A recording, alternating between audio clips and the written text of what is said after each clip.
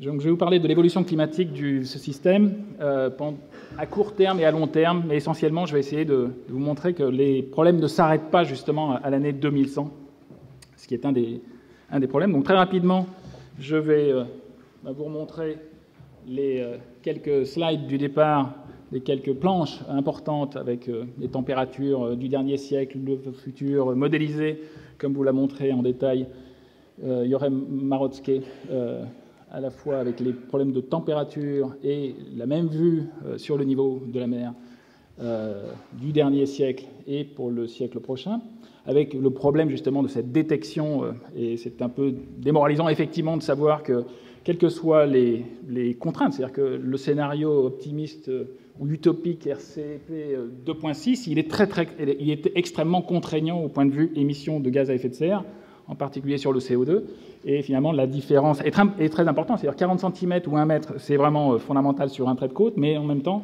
savoir quand on pourra effectivement détecter avec assurance justement le fait que ce que l'on a fait est effectivement utile, va attendre beaucoup de temps.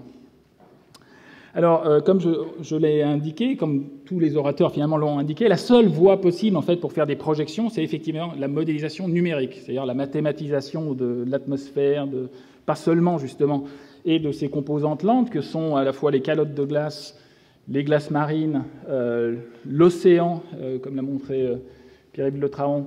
Et aujourd'hui, nous n'en avons pas parlé, mais il y a tout un volet aussi sur le cycle du carbone, et en particulier de la biosphère terrestre. D'ailleurs, alors c'était un peu volontaire, par manque de temps aussi, on ne pouvait pas multiplier le nombre d'orateurs. Mais en même temps, j'ai organisé cette année tout un séminaire justement dédié à ce sujet-là, dont toutes les conférences sont en ligne. Donc vous avez une belle journée complète justement sur les problèmes de stockage, de séquestration du carbone à différentes échelles de temps, qui est en ligne sur les cours du Collège de France. Alors donc, ce qui est important aussi de voir, c'est qu'à cause justement de ces composantes lentes du système, eh bien, l'impact de l'homme sur le climat va perdurer bien au-delà de l'année 2100, qui est encore une fois pratique, qui est un horizon encore une fois raisonnable à l'échelle humaine, même si nous ne serons pas là pour le voir.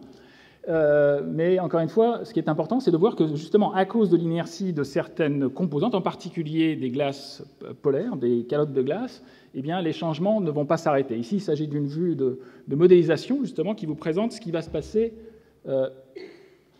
à partir d'aujourd'hui. Alors ici, vous avez une échelle de temps qui n'est pas la même que celle que j'ai présentée jusqu'alors et qu'ont présenté les collègues. Ici, il s'agit de milliers d'années. Donc vous avez, après le présent, nous sommes ici, une stabilité climatique pendant les derniers milliers d'années et des simulations qui ont été réalisées avec le même type de modèle. Ici, il s'agit d'un travail en cours avec des collègues américains pour ce qui va se passer avec des émissions de gaz à effet de serre qui vont perdurer pendant quelques décennies et siècles avec des émissions exprimées ici en gigatonnes de carbone total, c'est-à-dire que ce qui est vraiment la contrainte principale, c'est l'intégration de toutes ces milliards de tonnes de carbone. Donc, toutes les différentes solutions, les différentes courbes, en fait, correspondent à l'évolution dans le temps pour les prochains millénaires, jusqu'à ici pratiquement 10 000 ans, les prochains 10 000 ans, de l'évolution, en particulier du niveau des mers, avec différentes solutions, soit une solution, on va dire, optimiste, avec une limitation de ces flux d'émissions de gaz à effet de serre, en particulier du CO2, à de l'ordre d'un peu plus de 1000 pétagrammes ou gigatonnes de carbone par an, enfin au total, ou alors vers des évolutions encore plus marquées pour aller vers des changements de niveau de la mer qui sont bien plus conséquents. Tout à l'heure, je vous ai parlé, et on a parlé essentiellement soit de centimètres pour ce que l'on a documenté depuis un siècle, soit de mètres peut-être à la fin du siècle. Ici, il s'agit de dizaines de mètres. Et ça veut dire en fait que dans la modélisation, je n'ai pas le temps de vous en parler, eh bien, on a carrément une disparition de certaines calottes de glace, en particulier si l'on est pratiquement les 3 scénarios qui correspondent à ces émissions très importantes, qui correspondent pour la plus forte à pratiquement la moitié des carbones fossiles connus à l'échelle de la planète, eh bien, on a disparition totale de la calotte groenlandaise. Et pour le scénario le plus extrême, justement, on a entamé de façon très significative aussi la calotte antarctique. Donc ce sont des scénarios à très long terme. On peut se demander est-ce que c'est vraiment important de se soucier de ce qui va se passer dans quelques millénaires. Je pense que c'est important, c'est une vue complémentaire du problème. Il faut effectivement se soucier des prochaines décennies, du prochain siècle, mais aussi avoir comme perspective eh bien, que les changements que nous faisons maintenant auront vraiment une importance géologique à l'échelle de la planète, avec des phénomènes qui sont finalement irréversibles. Donc pour les étudier, c'est important aussi de remonter dans le temps, parce que des disparitions totales de calottes de glace, eh bien, on ne les a pas observées, récemment en tout cas. Et pour le faire, il faut effectivement remonter dans le temps, vers des périodes plus reculées. En particulier, les collègues, en particulier Eric Rignot, a parlé du dernier interglaciaire il y a 125 000 ans, avec un niveau de la mer qui était effectivement plus haut que l'actuel, de l'ordre de 5 à 10 mètres. Une autre période qui est très intéressante justement pour voir comment une calotte de glace disparaît, eh bien, c'est ce qu'on appelle la déglaciation, ou la phase de transition entre une période, le dernier maximum glaciaire, vers 20 000 ans avant le présent. Ici, on est toujours sur la même échelle, avec en retour, en arrière de 20 000 ans, et une période qui est documentée avec, comme je vais vous le montrer, en particulier des reconstitutions liées aux coraux tropicaux, une déglaciation avec des taux de remontée qui vont être très importants parce qu'il s'agit d'un signal qui est de plus de 100 mètres. Donc on va voir que quand on exprime en millimètres par an ce que cela fait, ça correspond effectivement à des chiffres qui sont très importants, essentiellement parce que à l'époque, comme nous allons le voir, il y avait des calottes de glace aussi importantes que l'Antarctique posées sur les continents européens. Donc c'est très important en fait pour essayer de comprendre aussi à long terme et d'avoir vraiment cette perspective longue de ce que nous faisons à la Terre, de regarder effectivement la prolongation de cette inertie, de ces courbes qui s'arrêtent comme ça de façon un petit peu abrupte en 2100 et de les voir évoluer dans le temps. Et en particulier, on va voir aussi que tout n'est pas compris. En particulier, il y a des accélérations qui ont été observées dans le passé qui ne sont pas reproduites de façon très fiable dans ces modélisations, même si ces modélisations tiennent compte des meilleurs modèles de calottes de glace en particulier, comme je vais essayer de vous le résumer, avec des accélérations. Donc pour remonter dans le temps, eh bien, on fait de la paléoclimatologie, mais c'est très important parce que c'est ça qui va nous permettre d'étudier des phénomènes que l'on ne peut absolument pas documenter sur le présent. Notamment, que se passe-t-il lorsqu'une calotte de glace disparaît pratiquement entièrement? Et pour remonter dans le temps, et pour voir dans le futur, il faut effectivement avoir des machines à remonter le temps. Donc là, je vous montre les quelques machines à remonter le temps que nous avons installées dans les dernières années dans mon laboratoire au CEREJ d'Aix-en-Provence. Je salue mon directeur Nicolas Toubny qui est dans la salle. Vous avez donc ici 3 outils que nous avons installés qui nous servent finalement sont des outils essentiellement de datation qui sont appropriés pour chaque type d'échantillon ou chaque période de temps à étudier, mais qui sont finalement assez modernes et qui permettent, autant que peut l'être aussi un satellite, qui permettent effectivement de remonter dans le temps avec ces mesures précises de certains isotopes. Donc je ne vais absolument pas rentrer dans les détails, mais c'est ça qui nous permet de donner des échelles temporelles sur des archives climatiques qui sont finalement des archives géologiques. Alors, quand on revient justement à cette période du maximum glaciaire, voici le maximum glaciaire, je dirais, dans sa plus grande simplicité, exprimé sous la forme d'une cartographie qui, ici il s'agit d'une belle image historique du domaine qui n'a pas beaucoup changé depuis, mais je la garde parce qu'elle est toujours très esthétique, qui montre en fait l'état de l'hémisphère nord pendant le maximum glaciaire, donc il y a 21 000 ans, enfin, avec en particulier une augmentation des calottes de glace qui n'existent pas à l'heure actuelle, qui n'existent plus, qui étaient situées sur le continent canadien. Il faut imaginer 4 km de glace situés sur le Canada, une calotte du Groenland plus importante et des calottes avec plusieurs dômes, une grande calotte, la calotte phénoscandienne au nord de l'Europe. Et bien évidemment, à cause de cela, eh bien, le niveau de la mer était bien plus bas que l'actuel. On pouvait passer à pied sec entre l'Angleterre et la France, on pouvait passer à pied sec au niveau du détroit de Bering, donc des changements très importants environnementaux que l'on peut documenter. Alors, on peut revenir justement pour essayer de comprendre le réchauffement qui a eu lieu pendant cette période de déglaciation, parce qu'encore une fois, comme je vais vous le montrer, il y a eu effectivement réchauffement du même ordre de grandeur finalement que ce qu'on attend pour la fin du siècle, enfin, si l'on ne fait rien. Eh bien, on est obligé, parce que c'est la seule voie possible pour intégrer tous les mécanismes, d'utiliser les mêmes modèles que ceux qui sont utilisés pour faire des projections climatiques. Ici, il s'agit de plusieurs diagrammes en fait, qui ont été tirés d'un travail collectif que nous avons réalisé avec des collègues américains. En particulier, ici, les simulations ont été réalisées avec un modèle de circulation générale du NCAR, qui est un laboratoire national, mais qui est situé à Boulder, dans le Colorado. Et bon, donc ici, à chaque fois, je représente un petit modèle pour vous dire que les simulations, il s'agit de simulations établies avec des modèles. Et encore une fois, ici, à chaque fois, je vais vous montrer une échelle temporelle qui vous montre l'évolution dans le temps de ce qui s'est passé depuis la gauche vers la droite. Alors ici, à chaque fois, mes axes vont être gradués soit en milliers d'années, soit en années. Il faut faire attention. À chaque fois, je mets une petite flèche qui vous montre la flèche temporelle. Quelquefois, ça va être inversé, en particulier dans d'autres conférences. Mais ce qui est important, c'est que le modèle, même modèle, peut être perturbé. On va essayer de le perturber pour essayer de reproduire, de voir ce qui s'est passé pendant cette déglaciation. Eh bien, on va le perturber avec ce que l'on appelle des forçages, des fonctions forçantes. Et les fonctions forçantes que l'on connaît avoir eu lieu pendant la déglaciation, eh bien, c'est d'abord les changements de l'insolation qui sont calculés par les astronomes. C'est ce qu'on appelle la théorie astronomique des paléoclimats. On connaît, il est enfin, pas très facile, mais il est possible de calculer de façon très fine, à toutes les latitudes, pour toutes les saisons, l'insolation au cours du temps. Ici, vous avez deux courbes sélectionnées, une à 65 nord, une autre à 65 sud. Et quand on entre uniquement dans le calcul ces changements de l'insolation pendant la déglaciation, eh bien, on ne peut pas déglacer, on ne peut pas réchauffer le climat comme on va le voir, comme on le voit et comme on le sait a eu lieu pendant cette déglaciation. C'est les courbes vertes qui sont ici. Pour pouvoir déglacer et réchauffer le climat pendant cette période de la déglaciation entre 18 et pratiquement 8000 ans avant maintenant, donc il s'agit d'une période de 10 000 ans, donc on revient finalement au même laps de temps que ce qui a été simulé pour le futur tout à fait au départ dans la présentation que je vous ai faite.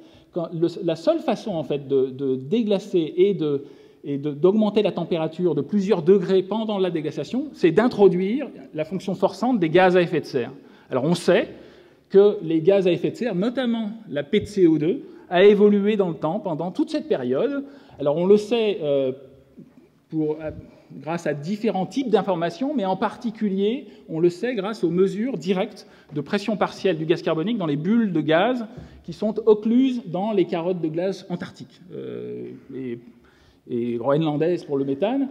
Mais globalement, ici, vous avez une petite vue qui rappelle justement que cette fonction forçante, en fait, est issue de mesures directes dans les carottes de glace. Je ne vais pas entrer dans les détails sur le mécanisme qui a généré justement cette évolution dans le temps de la PCO2. Il s'agit ici de 100 ppm pratiquement entre la période glaciaire et la période interglaciaire, pratiquement du même ordre de grandeur que ce que nous avons fait depuis un siècle avec l'ère industrielle. Et bien évidemment, cette augmentation de gaz carbonique, elle est totalement naturelle. Il n'y avait pas de combustion de fioul fossile, ni de combustion suffisante de bois ou autre pour générer une quelconque augmentation. Donc c'est un phénomène qui est purement naturel. On l'a compris à l'heure actuelle, on sait d'où il vient, c'est essentiellement le dégazage de l'océan austral. Je n'ai pas le temps de vous en parler. Je ferai une conférence dans le cadre du forum du CNRS vendredi prochain à la Sorbonne, beaucoup plus détaillée, où j'aurai le temps effectivement de vous en parler si ça vous intéresse. C'est en fin d'après-midi. Mais globalement, donc, on a cette fonction forçante que l'on peut, et comme on connaît, comme on a introduit justement, comme l'a rappelé Jochem Marotzke, on connaît la physique de l'effet de serre, il est possible en fait de simuler un réchauffement. Et il n'y a que quand on introduit à la fois l'insolation et le réchauffement liés à cet effet de serre PCO2 que l'on peut effectivement générer avec la modélisation une augmentation de température de l'ordre de plusieurs degrés. C'est la preuve, encore une fois, que quand on essaye de comprendre les mécanismes, il n'y a que cette hypothèse. Et encore une fois, on sait documenter la PCO2 qui a augmenté pendant toute cette déglaciation. Et connaissant la physique liée à l'effet de serre, on voit qu'en fait, c'est la cause principale du réchauffement. Les glaciations ne sont pas liées de façon ultime à des fluctuations du gaz carbonique. Le moteur principal, le pacemaker, comme on dit, ce sont vraiment les changements orbitaux qui vont rythmer, donner la petite pichenette de départ, mais le phénomène de réchauffement lui-même, il a besoin d'être amplifié par ce mécanisme de rétroaction océanique, de relargage du gaz carbonique. Donc une une matérialisation avec cette comparaison entre deux calculs. C'est bien avec les modèles, on peut faire ce qu'on veut, on peut introduire les forçages de façon séquencée et séparée.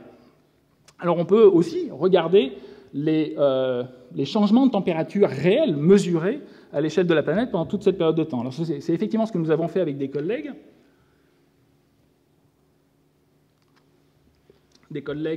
essentiellement américains, mais aussi d'autres pays. On a regardé en fait les 80 séries temporelles de paléotempérature pour la dernière déglaciation, les plus précisément datées, les mieux datées, parce qu'il faut effectivement avoir une base de temps si on veut regarder les déphasages, en particulier avec le gaz carbonique. C'est ce que nous avons publié en 2012, avec des sites qui sont répartis comme on peut le faire avec les informations paléoclimatiques que l'on a à notre disposition, en particulier des carottes marines, avec différents types d'outils essentiellement liés à de la physico-chimie dans les sédiments. Je ne rentre pas dans les détails, c'est une partie de ce que nous faisons au laboratoire du CEREJ à Aix-en-Provence. Et tout calcul fait, il est possible de calculer une moyenne de température à l'échelle globale à partir de toutes ces séries temporelles bien datées. C'est ce que nous avons fait et qui est retranscrit ici sous forme de courbes en grisé qui vous montre en fait la température moyenne globale à l'échelle de la planète pour cette période de déglaciation à partir de ces différents enregistrements. Et on peut la comparer sur la même échelle de temps. Donc ici, vous reconnaissez le maximum glaciaire, 22 000 ans, 21 000 ans, 20-21 000 ans, jusqu'à pratiquement le début de la période Holocène, 8 000 ans. Enfin, l'Holocène commence ici, mais donc la période clémente et qui a conduit justement au développement des civilisations.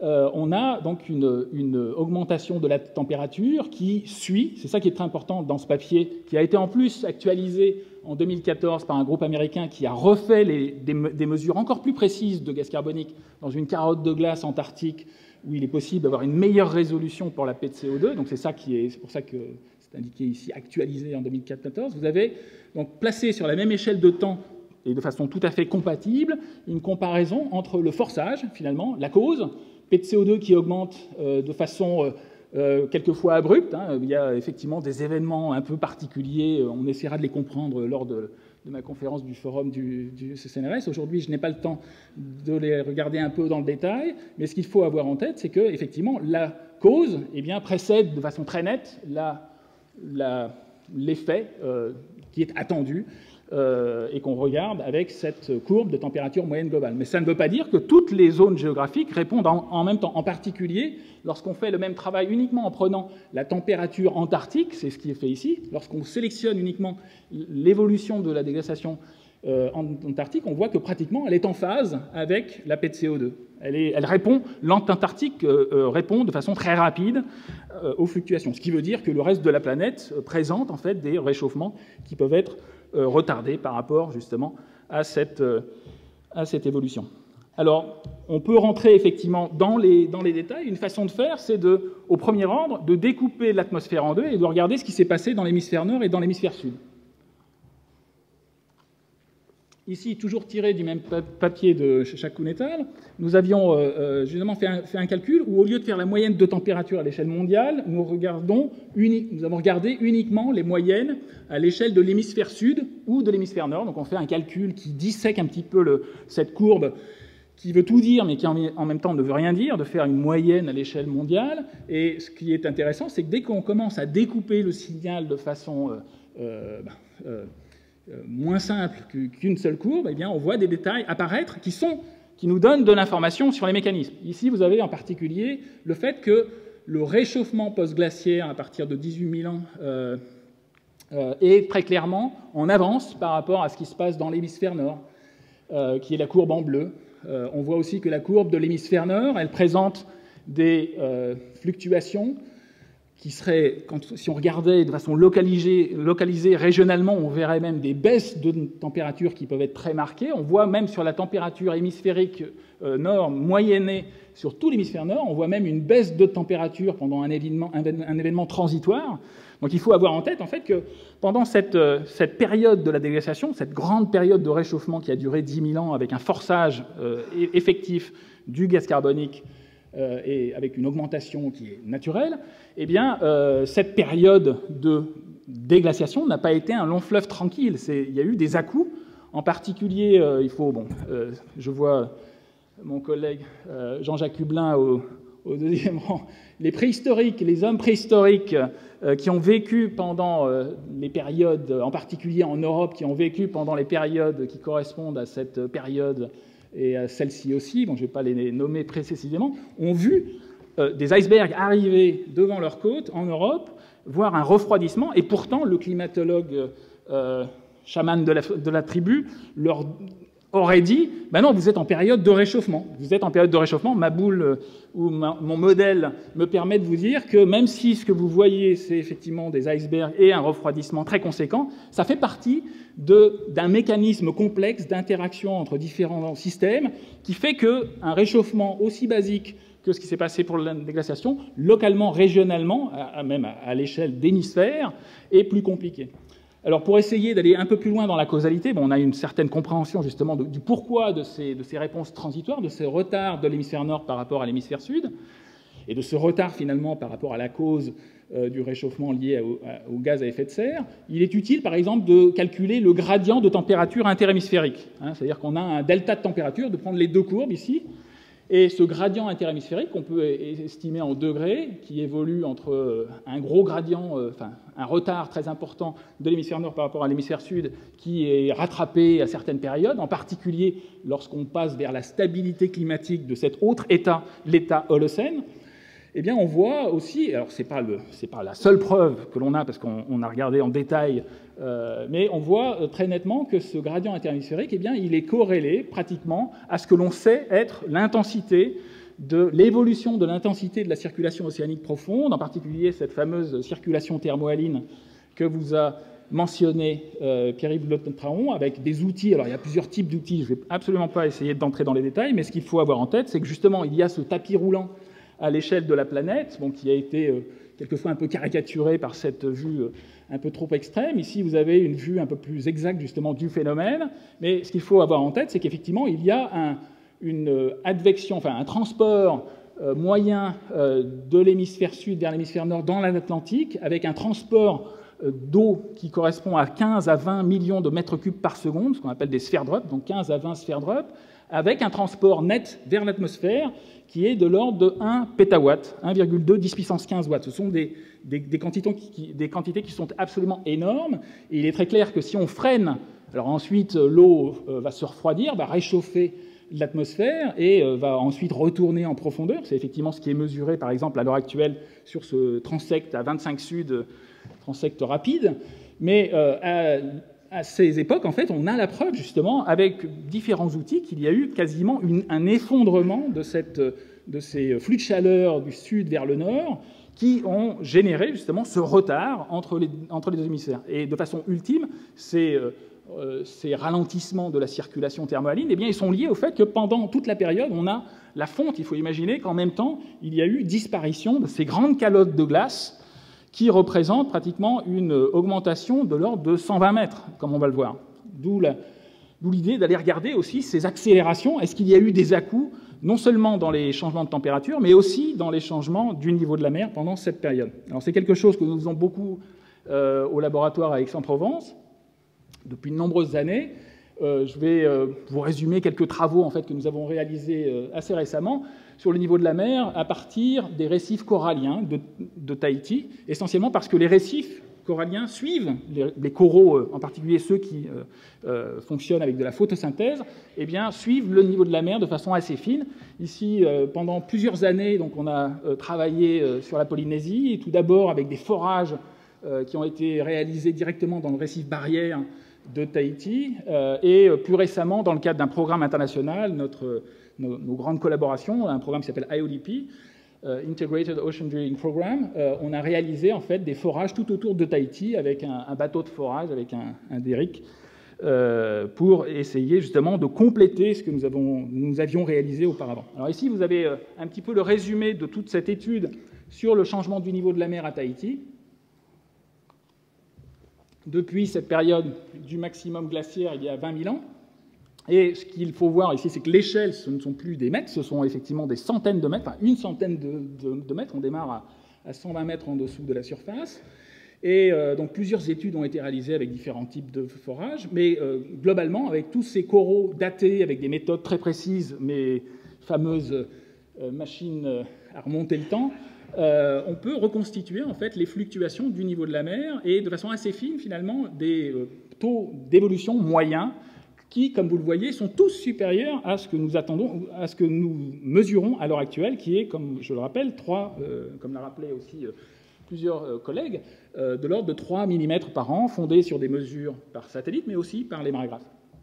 Ici, on a des taux d'évolution moyens sur des périodes qui sont assez longues, mais on a aussi la preuve qu'il y a eu des accélérations. En particulier, nous avons découvert en fait, qu'il y avait une période d'accélération, ce qu'on appelle le Meltwater Pulse 1A, pendant une période de quelques siècles, pendant laquelle eh bien, le taux a évolué avec une augmentation de l'ordre de 40 à 50 mm par an. Donc sur le trait de côte, c'est dramatique. C'est-à-dire qu'en l'échelle d'une vie humaine, on voit ça arriver comme une augmentation de pratiquement 15 mètres de façon quasi instantanée au niveau géologique. Alors c'est quelque chose qui n'était pas vraiment une surprise pour nous parce qu'on avait déjà travaillé, on avait fait des publications sur l'île de la Barbade dans les Caraïbes, assez anciennes, et où on avait justement matérialisé et découvert ce phénomène du Meltwater Pulse 1A, mais c'était vraiment important, comme la Barbade a des complications, c'était vraiment important de pouvoir refaire la chose dans le Pacifique, et comme c'était pratique de le faire en France et en Polynésie, nous l'avons fait là-bas. Alors par contre, ce qui nous manque, bon, parce que je passe un peu les détails, mais en travaillant sur plusieurs sites, c'est pas uniquement pour faire de la réplication et de la vérification, mais quand on a plusieurs sites et ces reconstitutions du niveau de la mer, on peut commencer à faire de la géophysique pour essayer d'identifier les sources de glace. Est-ce que ça vient de l'Antarctique? Est-ce que ça vient de la calotte laurentide ou de la calotte qui était située sur l'Europe? Donc il nous manque encore de l'information. Donc voilà, par exemple, on a un gros projet d'études dans l'océan Indien, en particulier sur les îles Éparses et Mayotte, ici en collaboration avec une équipe allemande. Et ce qu'on va utiliser pour la première fois, ça va être un outil, un robot en fait sous-marin qui se plante au fond et qui fait des carottages, qui a été développé justement par le Marum à Brême en Allemagne. Alors il nous manque encore quelques centaines de milliers d'euros. Bon, je fais un appel au ministère ou à d'autres mécènes, mais c'est quelque chose, ça va être une très belle opération et on va essayer de le faire effectivement, en particulier dans les îles Éparses, et revenir aussi à Mayotte. Donc en faisant de la géophysique, en regardant les différents sites, on peut effectivement essayer de comprendre ce qui s'est passé pendant cette période du Meltwater Pulse 1A. Et alors il y a plusieurs, c'est vraiment de la recherche qui est en train de se faire, il y a plusieurs équipes qui essayent d'identifier la calotte, et en particulier une des explications qui a été donnée, qui n'est que partielle, au point de vue flux, ce serait une accélération qui serait liée à l'ouverture du corridor, parce que la calotte de glace qui était sur le Canada avait plusieurs dômes, et en particulier, il y avait un dôme qui était très bien accroché sur les Rocheuses. Et l'autre dôme, au sens strict, la Laurentide, était situé à l'est. Et donc, il y a eu une phase pendant la déglaciation, qui d'ailleurs a peut-être permis aux hommes de passer, c'est une des théories, pendant cette période justement de formation du corridor, il y a une accélération qui a été modélisée par des groupes de modélisation qui font de façon explicite des simulations de calottes de glace. Donc encore des papiers très récents, Gomez et al. 2015. Et Lorraine Grégoire m'avait donné son petit film. Bon, encore une fois, ça ne reflète pas du tout la complexité de la modélisation numérique explicite de la glace, mais c'est juste une image en fait du volume au cours de la déglaciation, avec une ouverture. Et lors de cette ouverture de corridor, eh bien, quand on fait le calcul de masse, il y a effectivement une accélération. Alors, ça veut dire qu'une partie, probablement, de cette accélération, Meltwater Pulse 1A, est liée à la calotte laurentide. Donc, on voit que la fonte d'une calotte de glace, mais c'est effectivement le message que nous donnait aussi Éric Rignot, c'est pas quelque chose de tranquille. Il peut y avoir des accélérations, et là, il y a beaucoup de mécanismes qui sont regardés dans le détail. Lorsqu'on fait, comme je vous l'ai dit, faire plusieurs trous un peu partout, c'est important pour pouvoir revenir aux causes. Ici, lorsqu'on fait de la géophysique, ici c'est un essai de modélisation géophysique du niveau de la mer dans différentes zones géographiques qui est lié à la fonte des glaces venant d'une calotte. Alors au premier ordre, on croit tous en fait qu'il ne s'agit que de bassins communicants et donc on devrait avoir une montée de niveau de la mer équivalente un peu partout. Ce n'est pas le cas. Ce n'est pas le cas d'une part parce qu'à long terme, la géométrie des bassins, le plancher océanique vont se déformer, mais en plus, comme il y a des calottes de glace qui vont perdre de la masse, eh bien, l'attraction gravitationnelle de ces masses de glace sur l'eau de mer va être différente. Et donc, partiellement, même géographiquement, on peut avoir une baisse du niveau de la mer, localement, régionalement, proche de la calotte de glace qui perd de la masse, et corrélativement aux antipodes, eh bien, le niveau de la mer va être supérieur. Alors ça, c'est quelque chose qui est résumé sur ce diagramme. Je n'ai absolument pas le temps de vous en parler, avec les différents sites que nous avons étudiés. La Barbade, Tahiti, ici, c'est un autre site qui est étudié par des Allemands. Ce qui nous manque, c'est l'océan Indien. Et globalement, ici, il s'agit d'un calcul qui suppose qu'on a fait fondre 1 mètre de façon générique. On pourrait mettre 15 mètres, essayer de simuler le MWP1A. De façon générique, on a fait fondre 1 mètre, et ce que l'on voit, c'est que ce que l'on retrouve localement, régionalement, ce n'est pas 1 mètre. On a des estimations qui sont inférieures, proches des sources, et par contre, des valeurs qui sont supérieures. Donc, en ayant des informations géographiquement localisées, on peut essayer de remonter aux sources en faisant ce type de modélisation. Donc ici, dans le cadre de la collaboration de notre papier de 2012, c'était un groupe japonais qui avait fait ces modélisations de géophysique, mais il y a d'autres groupes qui peuvent le faire. Et comme l'a signalé, donc en fait, un des résultats de ces modélisations, c'est qu'il y a eu probablement aussi de la glace qui est venue de l'Antarctique. Alors il est clair aussi que l'Antarctique, en particulier l'Antarctique de l'Ouest, est une calotte qui est relativement sensible, qui est relativement fragile, en particulier parce que certaines zones présentent justement un contact direct entre l'océan et la mer, et que, comme l'a signalé Eric, qu'il y a de nombreuses zones où la pente est négative, c'est-à-dire que le devers est vers le centre de la calotte. Donc quand l'eau peut commencer à s'engouffrer, la ligne d'échouage, grounding line, va pouvoir évoluer très rapidement. On a un phénomène de rétroaction positive, pas positive pour la calotte, mais parce qu'elle va fondre très rapidement, mais c'est quelque chose qui va accélérer. Et alors ces zones-là, à l'heure actuelle, elles sont localisées pas partout, et elles ne concernent pas la masse globale de l'Antarctique, mais elles sont résumées sur ce diagramme qui vous montre en fait les zones où la glace de l'Antarctique est bien posée sur un continent au-dessus du niveau de la mer en noir, des zones, comme l'a signalé Eric, où la calotte antarctique est située en dessous du niveau de la mer, mais la pente nous préserve d'une accélération trop rapide, et d'autres zones, en particulier les zones qui sont représentées ici en blanc, où le devers est vraiment négatif, et là, ce sont des zones sur l'actuel. Ici, il s'agit d'une cartographie antarctique actuelle, où cette masse de glace est relativement fragile et sensible, et représente en particulier ici, les estimations sont de l'ordre de 3 mètres d'équivalent. Alors, il est possible de regarder d'autres types d'informations autour de l'Antarctique. Des collègues allemands ont regardé ce qui se passe dans le sédiment pour les périodes du maximum glaciaire. Alors, je ne vais pas entrer dans les détails, mais globalement, ils ont fait des carottages. En fait, c'est même des carottages qui ont été effectués par le Marion Dufresne, donc un bateau français, au large de la mer de Weddell. Ici, les 2 points représentent les carottages. Et à l'heure actuelle, il y a beaucoup d'icebergs qui sont en fait canalisés dans cette zone qui est appelée la vallée des icebergs. Et pour les géologues, lorsque les icebergs vont fondre, eh bien, on peut retrouver dans le sédiment ce que l'on appelle des débris détritiques glaciaires. Et c'est effectivement le cas dans le cadre de ce Melt-Toples 1A. La période dans les sédiments qui correspond à cette période de fonte, eh bien, elle est caractérisée par une très grande abondance de débris détritiques glaciaires. Des modélisateurs, en fait, se sont intéressés justement à la modélisation explicite avec un modèle qui simule en fait les écoulements de la glace de l'Antarctique pour voir ce qui s'est passé pendant la déglaciation, en particulier au niveau du couplage entre l'Antarctique, entre la calotte, et ce grignotage par le dessous lié à l'eau qui est beaucoup plus chaude et avec un phénomène de rétroaction positive. Ici, vous avez les variations d'épaisseur qui ont été calculées par la modélisation explicite de la calotte de glace avec des diminutions pendant cet événement du MWP1A qui sont très, très conséquentes. Alors, j'ai un petit film pour terminer un peu l'affaire, pour vous montrer que ici, alors, il s'agit d'un film qui ne simule pas les masses, mais qui simule les vitesses instantanées en surface. Donc on va voir apparaître justement les fameux fleuves de glace dont parlait Éric Rignot, mais pour cette période entre moins 25 000 ans. Ici, vous avez un curseur temporel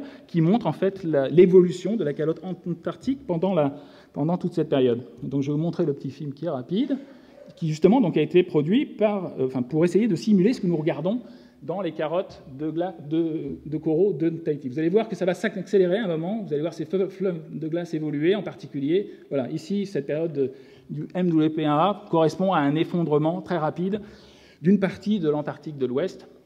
Et la comparaison, elle est même encore plus impressionnante que ça, parce que lorsqu'on regarde les simulations dans le temps, on peut regarder en fait la correspondance entre l'évolution dans le temps de la modélisation de ces flux d'eau douce qui sont simulés ici par différentes courbes. Bon, je n'entre pas dans les détails. Et ce que nous voyons, ce que les géologues en fait voient dans les sédiments, avec ces petits grains détritiques, eh bien, on voit qu'on a probablement une explication partielle du mécanisme. Il y a eu à la fois déstabilisation de la grande calotte laurentide, mais aussi partiellement de l'Antarctique de l'Ouest. Donc en fait, même si cette déglaciation ne constitue pas un analogue parfait de ce qui se passera dans le futur, c'est vraiment important parce que les mêmes phénomènes vont se repasser dans le futur. Et pour vraiment les étudier de façon fine, on est obligé en fait, de revenir à des périodes très, très anciennes. Je crois que j'ai un peu trop parlé. Je vois Jean-Marie Tarascon être inquiet sur la prochaine séance. Donc je vais m'arrêter là avec quelques pensées sur le problème, mais j'aimerais vous rappeler qu'au-delà justement de cette année 2100 qui à la fois est éloignée mais vraiment proche avec ces 3 degrés, peut-être 2 degrés, et près d'1 mètre d'élévation du niveau de la mer si nous ne faisons rien, en fait, pour vraiment prendre la pleine mesure de ce que nous faisons à la Terre, il faut regarder encore plus loin et voir que l'état d'équilibre de ce que nous faisons à l'heure actuelle est beaucoup plus conséquent au point de vue changement, en particulier sur les calottes de glace. Et donc, il faut avoir en tête qu'effectivement, l'existence même de la calotte du Groenland dépend de ce que nous faisons ou ne ferons pas maintenant. Voilà, je vous remercie de votre attention.